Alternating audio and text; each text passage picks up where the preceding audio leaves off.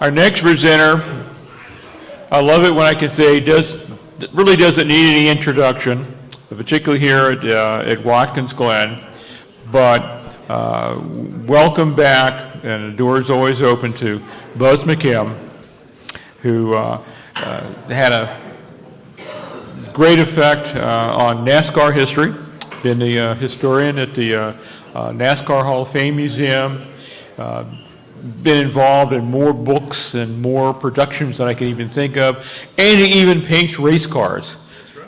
That's how I got started. And also was a very important role in the archives of NASCAR. So, Buz, it's yours. Take it away. You're going to be talking about an interesting topic, one that always is a little interesting to hear about from different perspectives, and that is Bill France and the origins of NASCAR.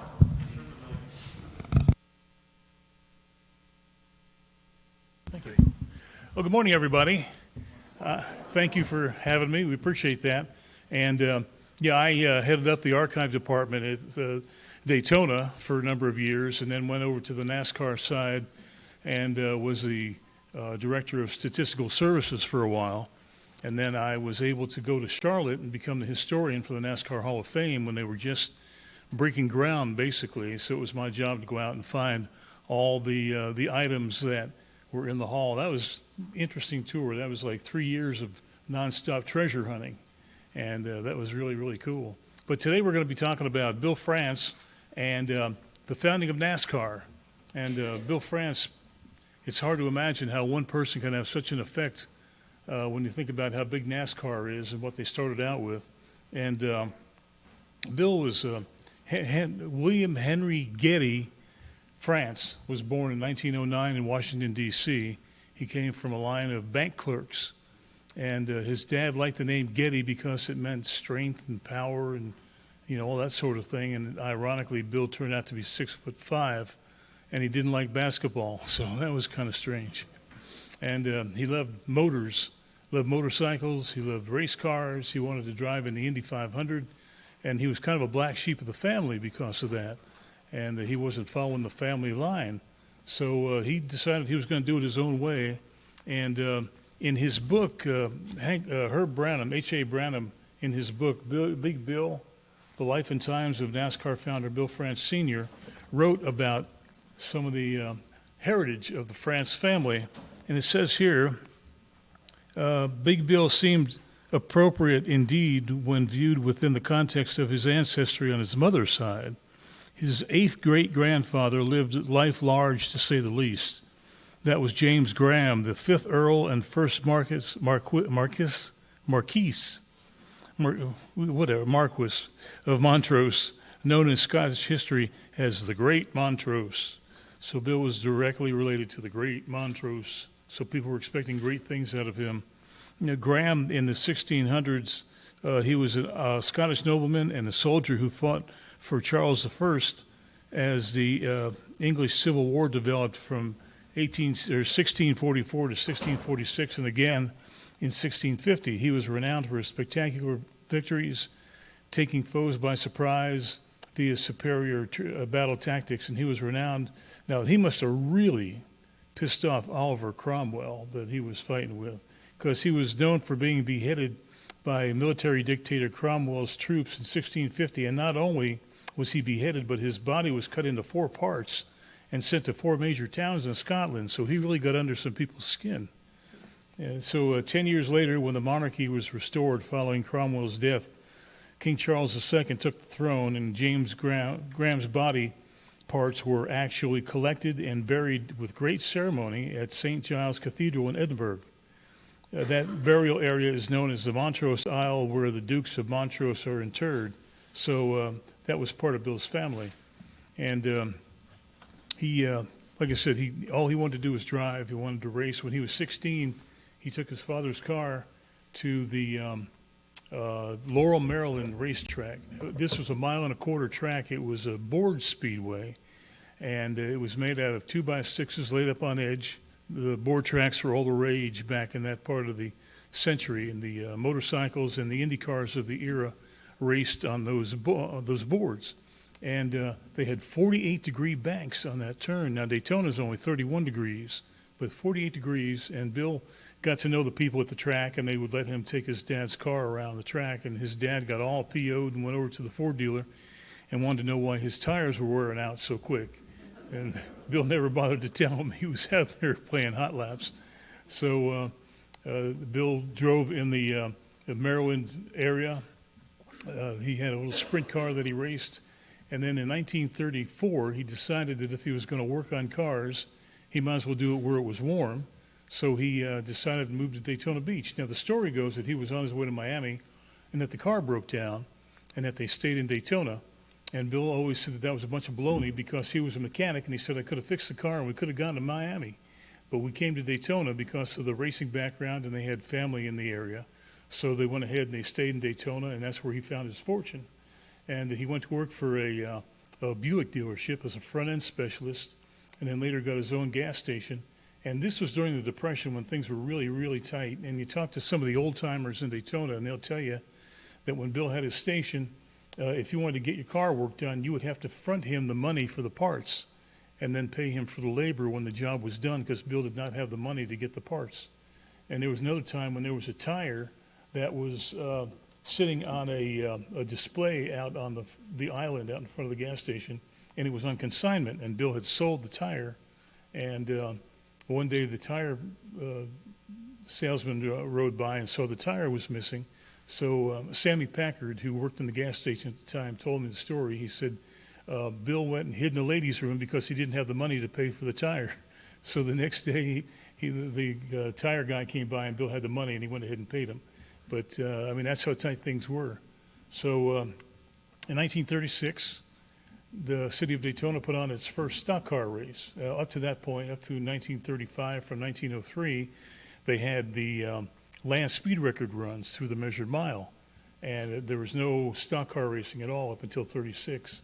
So Malcolm Campbell was doing close to 300 miles an hour in people's backyards in 1935. And the city of Daytona decided that it was time that they had to find another place to play. So they went to Bonneville Salt Flats, and the rest is history there. But in 1936, a guy named Sig Hogdahl, who was a land speed record run guy, first guy to run 180 miles an hour, he went ahead and came up with an idea for a stock car track on the beach, using half the beach and half State Road A1A. So Bill went ahead and entered the race and came in fifth. But the city lost $22,000 on that race in the middle of the Depression, so they were immediately out of the stock car business. So for 1937, the local Elks Club put on the race, and they lost their butt. The winner made like $50. And so for 1938, they didn't have a promoter. And Bill France, being a race driver and coming in fifth in that first race, really got him fired up about racing on the beach. He said that he had an idea. There's a guy named Ralph Hankinson who was a promoter. He was the greatest promoter in the country, and he wintered in Orange City, which is about a half hour from Daytona. So Bill thought he'd go ahead and collect. He did not have this quarter right here. Could have bought NASCAR in 1938. He didn't have the quarter to make the phone call, so he called collect. And Hankinson didn't know who this Bill France guy was, so he refused the phone call.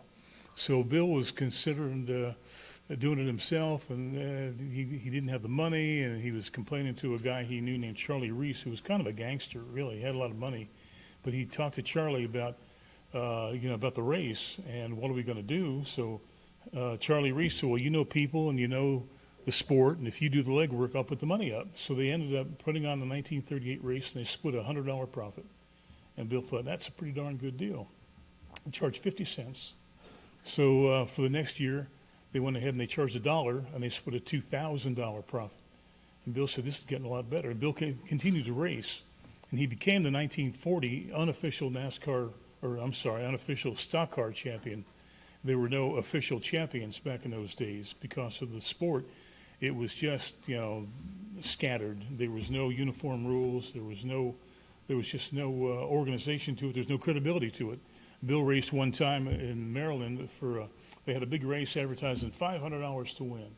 So Bill drove his heart out that day and finished third, and he got $10. So he asked the promoter, he said, well, what about this money? What about this $500? So the winner got $50. And the promoter said, "Oh, I just said $500 to make things interesting." So, there was no credibility. So that always stuck in his craw.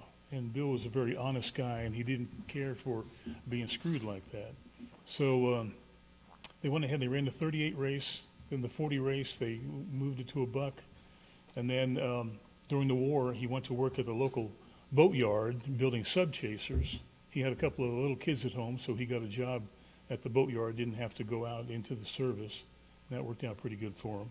And then in 1947, let me go back a little bit here. Bill went ahead and continued to race until 1946. Then he quit driving, and he went into promoting full time.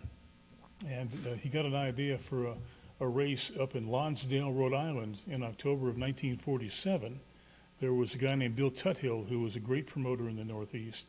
And they came up with an idea for kind of a North versus South. Tuthill's guys against Bill France's guys. And this was a third of a mile high-banked asphalt track. And nobody thought that it would ever work because stock cars had never been run on asphalt.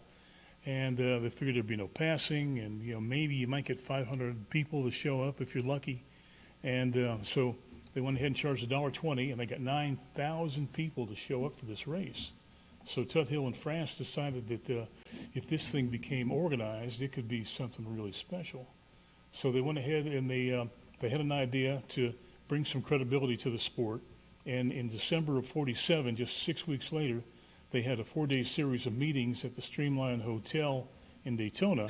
And they banged out the rules, and they selected the heads of different committees and all that sort of thing. And they came up with NASCAR. So for that deal there, Bill gave a stirring speech. In fact, it's so stirring that it covers one whole wall in the Research and Development Center there in Charlotte. And the way he worded this is pretty amazing. He says, stock car racing has got distinct possibilities for Sunday shows, and we do not know how big it can be if it's handled properly. We can go the same way as big car racing, Indianapolis, and I believe stock car racing can become a nationally recognized sport by having a national point system. Stock car racing, as we've been running it, is not, in my opinion, the answer. We must try to get track owners and promoters interested in building stock car racing up. We're all interested in one thing, and that is improving the present conditions, and the answer lies in our group right here today to do it. So with that, he was awarded the position of president of NASCAR. Tuthill became the executive producer, the executive secretary. And so the interesting that NASCAR was not the first name. There was an acronym that they wanted to call the organization. And then after the first vote, somebody realized that there was a group in Georgia that had the same name. So they had to go back and come up with a different name. So Red Vogt, who was the first superstar mechanic, he built all the moonshine cars and all that stuff. He came up with the name NASCAR, National Association for Stock Car Auto Racing. And a lot of people didn't like it because they said it sounded like NASCAR. And but then on the second reading, they went ahead and they adopted the name NASCAR, and that was in December of 47, and it was incorporated in February of 48. And right from the beginning, it was great. They came up with a uniform set of rules. They came up with a point fund. They came up with a national champion. I have an entry blank from High Point, North Carolina from 1941, and on one of the lines, it says, "Just call yourself whatever you want. We're just looking for good stories for the newspaper." So, you could say anything you wanted to back in those days, and it really didn't make any difference to anybody. So Bill went ahead and they did away with that sort of thing, and he brought credibility to the sport. And it's funny how he talked about Indianapolis and the big car racing. And so here are these guys, they're a bunch of hillbillies, a lot of them, and didn't have two nickels to rub together. And they're talking about being as successful as Indianapolis, and that's just about how it is now. In 1965, Bill said that NASCAR would be as big as the stick and ball sports by the turn of the 21st century, and he didn't miss it by much. And he was a visionary, very much a visionary, and pretty amazing guy. Very, well, I'd say he was 6'5", very booming voice. He knew who to schmooze and how to schmooze him. And he was the major guy in that regard. And he got an awful lot of friends that way. He was very honest. He was very charming, and he could talk you into anything. There's a lady that is working in the ticket office at Daytona Speedway, Lightning Epton. She's 103 years old, and she still goes to work every day. And she's been working for NASCAR since the 1950s.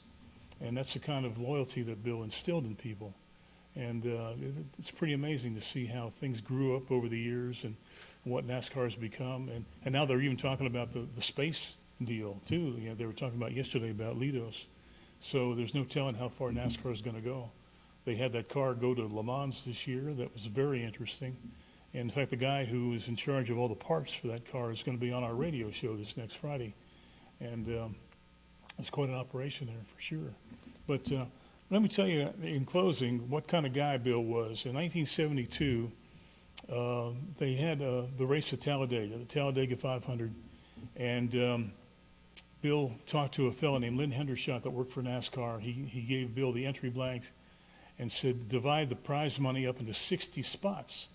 And Lynn said, why 60? He said, we're going to run 60 races or cars at Daytona or at Talladega this year. And he said, well, I think you're making a big mistake. And Bill got PO'd. He didn't like being told he was wrong. And he said, Lynn said, we've had a lot of problems with Talladega with only 50 cars. And I think you're making a big mistake here. So he said, well, if you don't like my opinion, you can just hit the trail. So Lynn went ahead and divided up into 60 spots. And during the race, they had a huge pileup on the backstretch. And it destroyed about half the field. And Bill needed those cars to make his next race. And everybody was racing on a shoestring back in the 70s. There was only a couple of cars that really had a big budget and big sponsors and that sort of thing. So everybody was running, kind of foot to mouth. And so Lynn said, I'm sitting up in the press box, and all of a sudden I get a tap on the shoulder, and it's the tall man. That's what they called Bill around the track, the tall man. And he said, the tall man said, we need to go for a ride. So they got down to Bill's station wagon, and they went down into the pits, and Bill went ahead and wrote a check for every one of those wrecked race cars because he knew it was his fault that those guys got tied up, that got all tore up. So it cost him, but he did the right thing, and he had a full field for the next race. But he told Lynn, he says, do me a favor, don't ever tell me I told you so. But that's the kind of guy he was. He was extremely benevolent and very much a civic-minded guy, and he certainly has made things interesting. He's made my life interesting, that's for sure. And 6'5", he was a pretty imposing figure for sure. And does anybody have any questions? Yes, ma'am.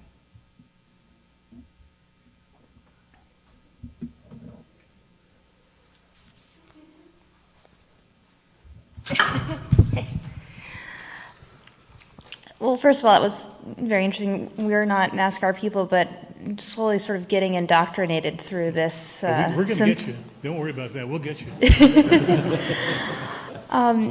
So it was interesting. You mentioned that, people could sort of make whatever statements they wanted to make. How, as a researcher, do you then handle that looking back, sort of as an unreliable narrator sort of perspective? Yeah, it's pretty tough before the war.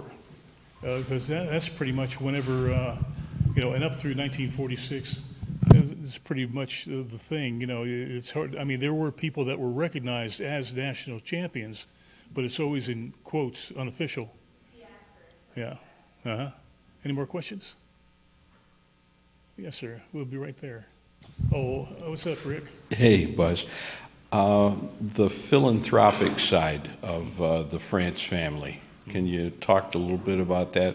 That hospital there is massive, and I know there's a lot of family involvement. Oh, yeah, they have the France wing of the hospital there, the Halifax Hospital in Daytona, and the Betty France Tower. And they have Speediatrics, which is a special fund for kids.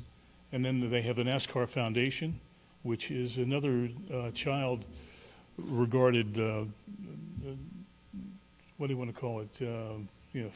Foundation, I guess is what you call it. And most of the drivers have their own foundations.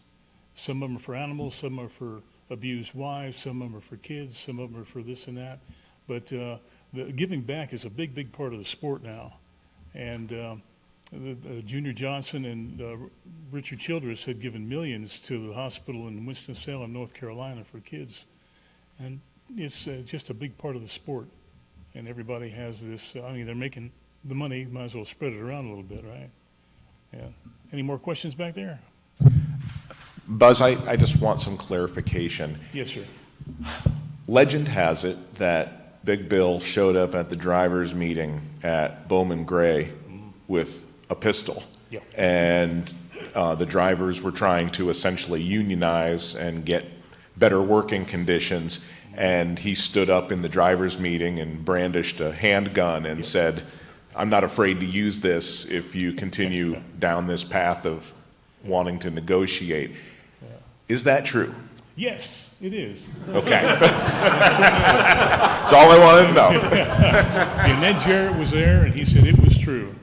He had the pistol, and he knew how to use it. And he wasn't going to go up against him. He wasn't going to have anybody mess with his baby. In fact, Mackenzie did a heck of an interesting book on that subject that he'll be talking about a little bit later on. But yeah, old Curtis, Curtis Turner was trying to get financing for his Charlotte Motor Speedway, and Jimmy Hoffa came along and said, "If you unionize the drivers, I'll give you whatever you need." So boy, that's the last thing Bill France needed, and it got to be a real civil war.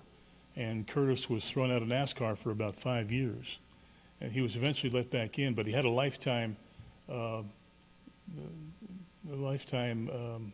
Yeah, what's the word I'm trying to think of? Man, getting old sucks, you know? Yeah, he was banned for 5 years. And but then he was allowed to come back in, showed he could still win. And another group got their money together and finished Charlotte Motor Speedway, and Hoffa was never involved, and it never got anywhere. Yeah. Yes, sir, you have a question? Thank you. I'm sitting in the wrong place to use the mic. So Cameron Argetsinger and France were collaborators. Can you talk about that? Cameron Argetsinger and his collaborators? And Bill France were buddies? Oh, yeah. In fact, Bill always thought an awful lot of what the Argetsingers did here. And I'm not sure, on an inside track what it was like, but I know that they had a great respect for each other. And, of course, NASCAR first ran the Glen here in 1957. So that's how much that Bill thought of the race. And road racing was extremely rare back in those days. There was only one or two other road races that had ever been run before. And Buck Baker went ahead and came here in a 57 Chevy and won. And they ran in the opposite direction. That must have been kind of interesting back in those days. I was told that France was an official or an organizer for the George Wallace presidential campaign. Oh, yes. And he tried to get Argetsinger involved with that. Mm-hmm. Yeah, I didn't hear about that, but he was involved with George Wallace back in one of his presidential campaigns, and because they had built Talladega, and Wallace was a big help. So one hand washed the other in that regard, and Bill was really good about that sort of thing. He got a lot done just by being charming and giving back and making deals and all that. Any more questions? Oh, yes, sir. Bill Rexford was the second NASCAR champion, and he was a northerner, and somehow he gets lost in the shuffle, I think. What do you think? Yeah, well, I heard the story, and I heard this from his co-driver, Lloyd Moore, who was from Jamestown, New York, and he said that a year or two after Bill had won the championship, he ran off with his neighbor's wife. And he moved to California to get the heat off him. So that was where that happened. But yeah, Rexford still is the youngest NASCAR champion. And Lee Petty, if he had to run one more race, he would have been the champion. But I think Petty had some points taken away too during the year. But Rexford turned out to be the champion, and that's pretty good. Supposedly a Southern sport, and then here's a Yankee winning the championship only 1 year in. Yeah. Anything else? No. If I don't, Thank I'll you, make it up, thank you, Buzz, always. We Oh, appreciate that. I wore my lucky underwear today. Thank